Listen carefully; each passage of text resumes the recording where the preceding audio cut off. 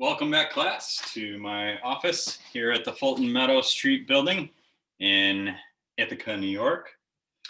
FLXlaw.com is my sign outside, and you're all welcome to visit my office. Of course, you'll have to sign in, and we'll make sure you don't have any COVID symptoms. But let's dive right back into contracts. We left off. We're now covering Chapter 9, which is entitled The Agreement. And I talked about in the last chapter how a contract is a meeting of the minds. And this chapter opens up telling the story that I was sort of going into about Samuel Williston, a Cornell law student who wrote an article about the meeting of the minds and how a contract, the modern theory of a contract, is best described as a meeting of the minds. And without that, it's an unenforceable contract. And so we're going to talk about the offer and acceptance, and we're going to start with the reasonable person standard. So the reasonable person standard, I want you to keep in mind that whether there is a contract in place, the standard is going to be an objective one. It's going to be very concrete rather than ethereal. It's objective, not subjective. So just because one person doesn't think the offer is valid, or one person thinks that an offer is valid, doesn't mean the court's going to decide one way or the other. They're going to look at objectively what are the facts, not what someone happens to be thinking, but what a reasonable person would think under those circumstances. So going into the offer first, 9.2 covers the offer. And there's two elements to the definition of an offer. A, it has to be communicated, and B, it has to be definite. So communicated and definite. Those are the two elements that a court's looking for. Mere proposals are not going to be considered offers. So generally, an advertisement is not going to be seen as an offer. Now, that's going to vary depending on how the advertisement is featured. And we're going to go into a case at the end of the chapter where there's an exception to that, where the advertisement is seen as an offer. And then we've talked about realtors and agents, and when someone makes an offer under those contexts, they're definitely an offer that can be accepted. So we want to be careful as business people when we put out offers. Generally, proposals or advertisements are not offers that can be accepted, but sometimes there are. For example, invitations to bid at an auction, for example, that's not an offer per se. It's an invitation to make a bid. So if you've been to an auction, we covered this during the live class, and it's put out there, hey, someone make this bid, 40, 50, and then the people put up their hands and or show a signal that they're making that bid. That is a bid, and that is sort of a reverse offer. But auctioneer calls aren't considered offers. Now, going into the communication, for example, I've been stressing how emails in this day and age of emails, we're not writing letters anymore. We're not putting thought into, and there's not delay in getting out these communications. Emails can be just sent out sometimes by accident, by pressing send. So emails that mutually offer without actual acceptance is not a contract. However, we've also talked about the example of a sign that we put out that you might see $1,000 reward for finding a pet. That is a unilateral offer, and it can be accepted by someone finding the pet. So, but the exception to that is if someone doesn't see the sign and they return a pet, and then they want to enforce the offer because they see it later. Well, there was no reliance on that offer, so you don't have offer and acceptance. You have performance without any offer, and then someone trying to say that, well, there was an offer out there, but that's not going to be enforced in that way. Now, definiteness of an offer, we've got a few elements to consider there. There are essential proposed terms which are sufficient to determine the damages if breached. So that's how an attorney in a court's going to look at that. Does this offer satisfy that requirement that if it's breached, can we look back and determine what the damages are? So that's one way that we look at definiteness. Now, not every omission is fatal. So just because it doesn't seal up every possible element, every detail of a deal that's going to take place, that doesn't mean that a court's going to say, oh, it left out something, it's not a valid contract. What that means is they're going to look at the fundamentals of a contract. And just because a small deal isn't worked out, it doesn't mean that the whole contract goes away. It's not valid. So, for example, I talked a lot about residential closings because that's a lot of what I'm doing right now. And you could nail out all the sale price, what the agents are going to make, what their commissions are going to be, what day it's going to close on, so what the taxes are prorated. But let's say there's a small encroachment by a neighbor onto someone's property. So maybe there's a foot and their fence is slightly over that. Well, that doesn't completely get rid of the whole deal, because a foot on a 30-acre property isn't a fundamental detail of the offer and acceptance that happened there. So in a case like that, a small detail isn't going to make a difference. Most major business transactions sign a preliminary agreement in principle.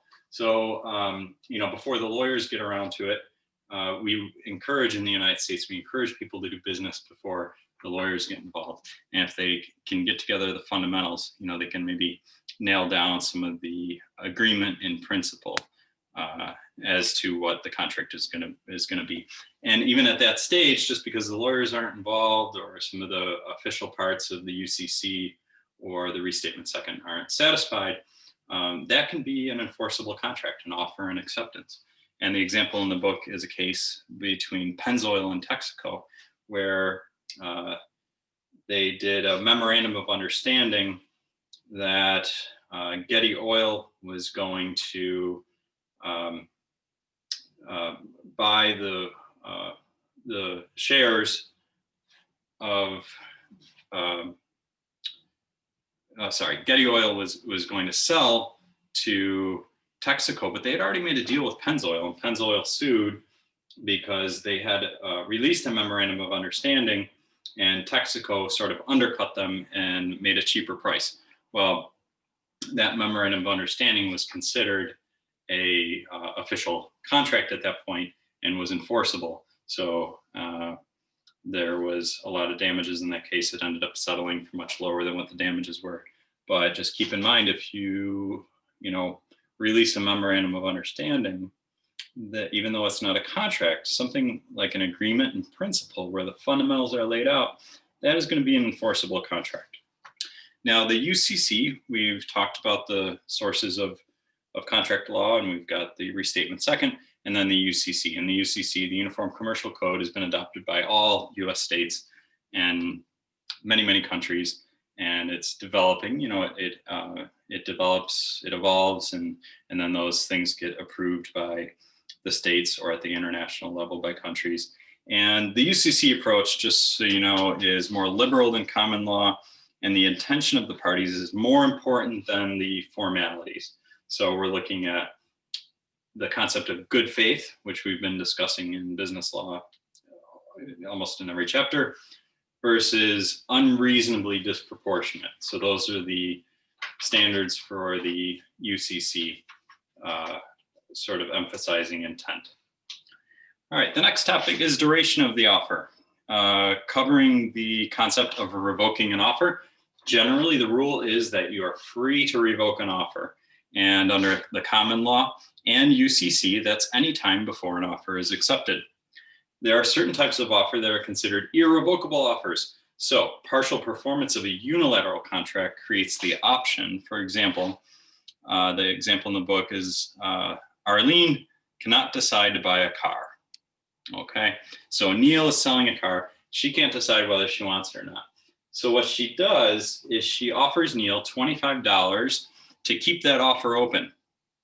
Now that's going to be enforceable because even though she hasn't accepted the offer, she's provided what's called consideration, which we've covered in the live class, but I'm going to record a class about it later.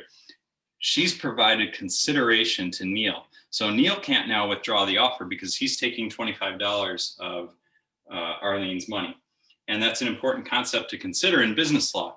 If you have a deal and you want to be able to hold down that deal, offer a deposit. And if the person's serious about holding the deal, they're going to want a deposit. They're going to want some assurance, some good faith evidence that you intend on paying the full price later on. So that's a good example of a deposit making an irrevocable offer, even though it hasn't been fully paid out or accepted. Now, under the UCC, revocation, the concept of revocation on the UCC, merchants, business people that you're probably going to be considered a merchant, are subject to offer without consideration for up to 3 months or a reasonable period of time. So under the UCC, a reasonable period of time is considered 3 months when an offer is open. And you can think of that as a season. A lot of business is season dependent. So think about what is a reasonable time? Well, under the UCC, it's going to be 3 months generally, a season. All right. Irrevocability by law. Here's something. The example is a contractor bid. So under the law, if you put out an offer for people to bid on something, you're going to be stuck with that offer being out there. And contractors can compete. They can give you bids, and you're not going to be able to revoke an offer at that point. Let's see, offeree rejection. That's where there's the offer and the offeree, and then if someone changes their mind, it's not going to be enforceable under those circumstances, and the offer can reasonably move on under those circumstances. A counteroffer. Now, a counteroffer is generally treated as a decline or a rejection of an offer. So as a business person, you can maybe change that a little bit. And I've certainly done that by asking a question. So maybe someone makes an offer, and rather making a counter offer in very concrete terms, you can ask, well, would you take this as your response? And then that's not a rejection, and a reasonable person wouldn't interpret that as an objection, but it's simply a question. Well, would you take this? I'm not rejecting your offer, but I'm making a counter offer as a question. Whereas if you, let's say someone makes an offer and they say, I'll sell you this tractor for $1,000. And you say, I'll take it for $500. Well, that's a rejection of the offer for $1,000, because a reasonable person, and I think objectively someone would say, if they offered you it for $1,000 and you came back and said $500, you're basically saying no, and you're giving a counter offer, and that's considered a rejection. So there's offer, and there's the opposite of acceptance. A reasonable person would think that if you offered $500 back. On the other hand, if you phrase it in the way that I'm suggesting to get around this problem, if you want to be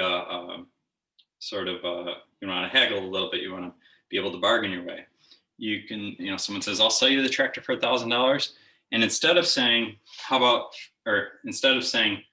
I'll take it for $500, you say, well, would you accept $500 for it? And then you have the leeway to sort of bargain your way through it without rejection. And that offer for $1,000 is still open if you phrase it in the form of a question. So that kind of covers that.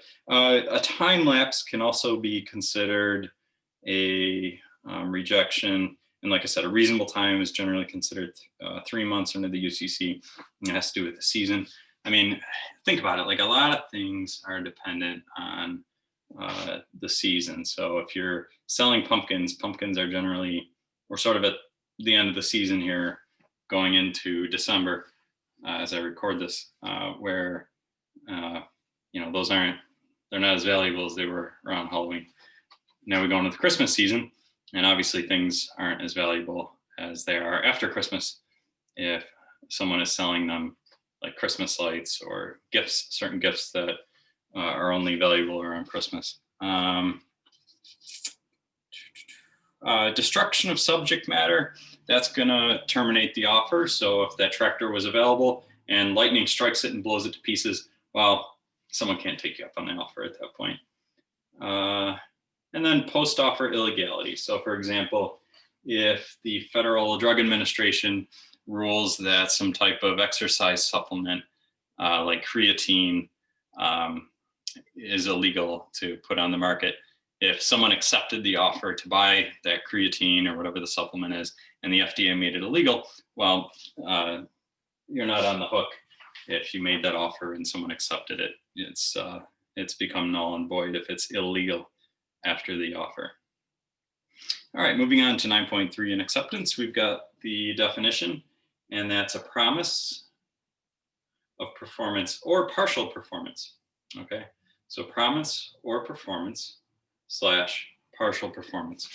And the offeree is sometimes unknown. So, a third party can be an offeree, and that still is valid. And it's accepted, or when is it effective, the acceptance?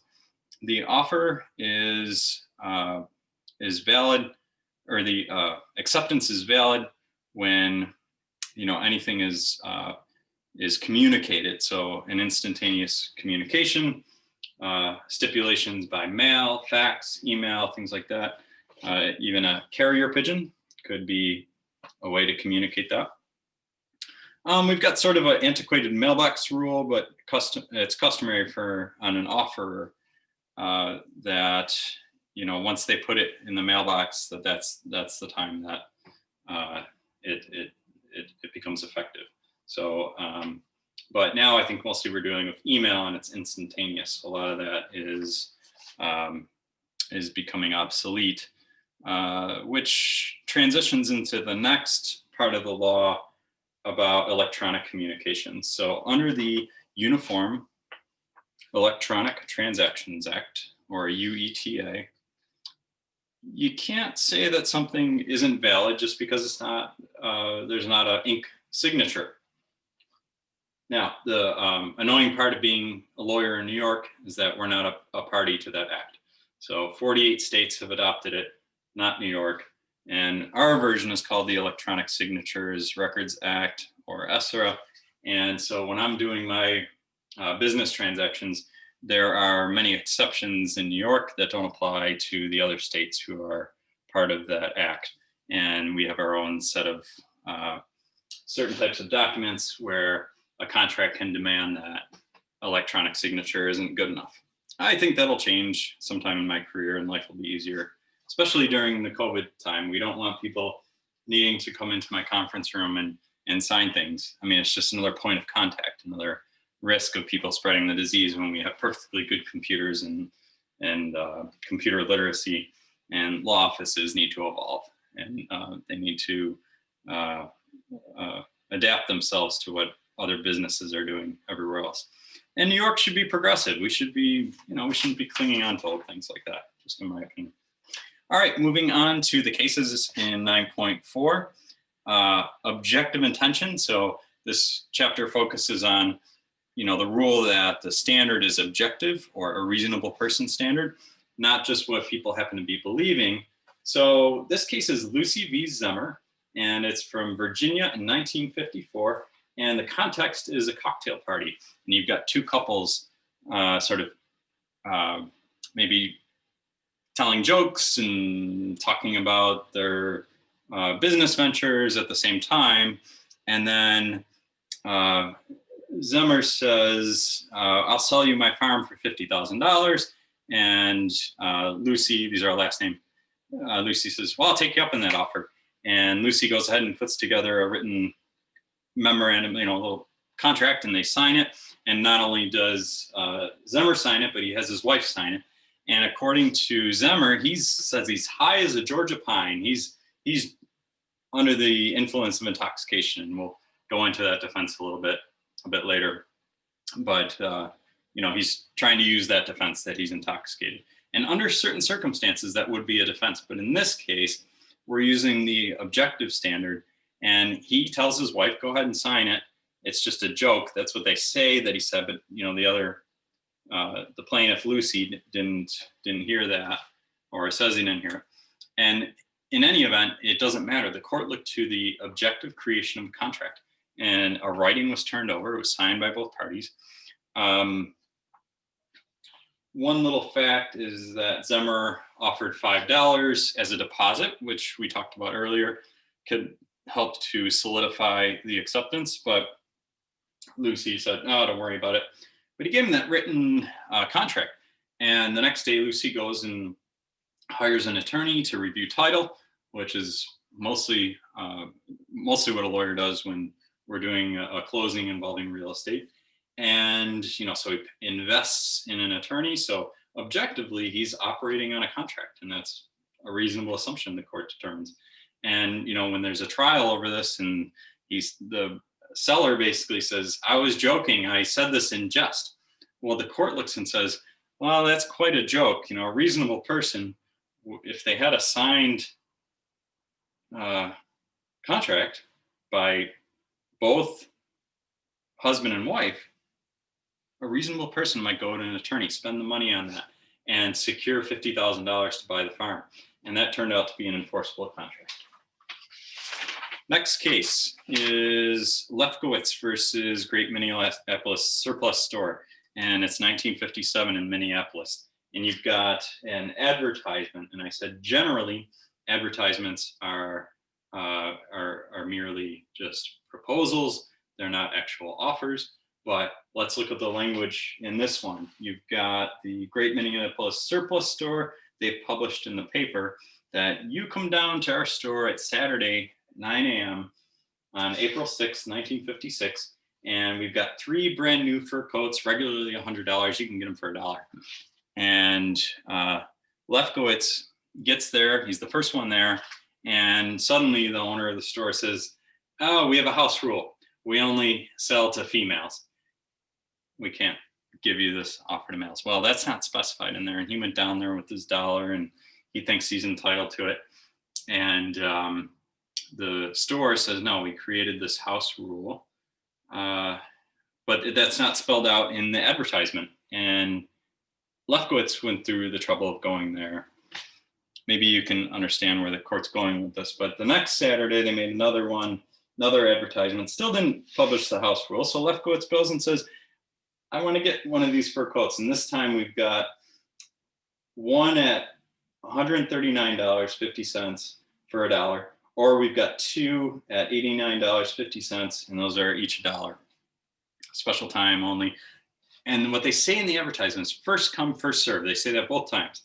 And Lefkowitz is the one there first person there both times. So the court says, you can't just create a house rule on the spot. And this advertisement's very particular. It says first one, first serve. That's different than what we talked about in class in situations where they say where supplies last or while supplies last. So as a business person, you want to be careful the way you put your advertisements out there. Generally, the rule is that those aren't offers that you can get sued on. You can protect yourself by putting in something like while supplies last. But if you say first come, first serve, and you're offering $139.50 coat, which by the way is about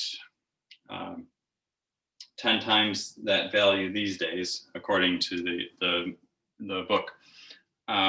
So we're talking, $39.50, probably more like $1,395 value, and then a $10 offer for that. So imagine it in those terms.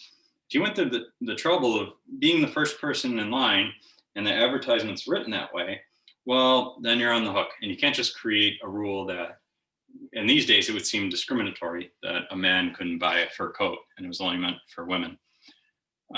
So that's that case. And last case has to deal with silence as acceptance. So we've got the case of Hobbs versus Massowet Whip Company. And in that case, you had an eel hunter who had this ongoing deal where any eel skins that were 22 inches or longer would be usable for the Massasoit Whip Company. And that was an open offer. So every time this eel hunter went and left the skins, he would just leave them at the front door or whatever of the whip company, and they would use them, and they would pay him they would send him a check for however many he left. And then he kept leaving them, but the whip company, yeah, I don't know, a whip company, kind of weird, makes the case fun to talk about, and eels and whips, and just fun case. Reminds me of, anyways. All right. But in this case, they stopped needing them. They just didn't need all these skins. They ran out of the demand for whips, and they had too many skins. So they said they stopped sending them. They stopped sending money to the eel hunter. And the eel hunter, the plaintiff here, Hobbs, is the eel hunter. And Hobbs sues them because he's been hunting eels. Like, what do they think? This is easy? The eels just jump out of the water into his bag and he brings them over? Like, it takes some hunting skills to hunt an eel and catch them and bring them down. So the court ruled that when there's an ongoing offer and acceptance routine like this, it's an enforceable contract until the person who is leaving that offer open communicates it to the person who is abiding by the terms of that contract, that sort of implied contract that's ongoing.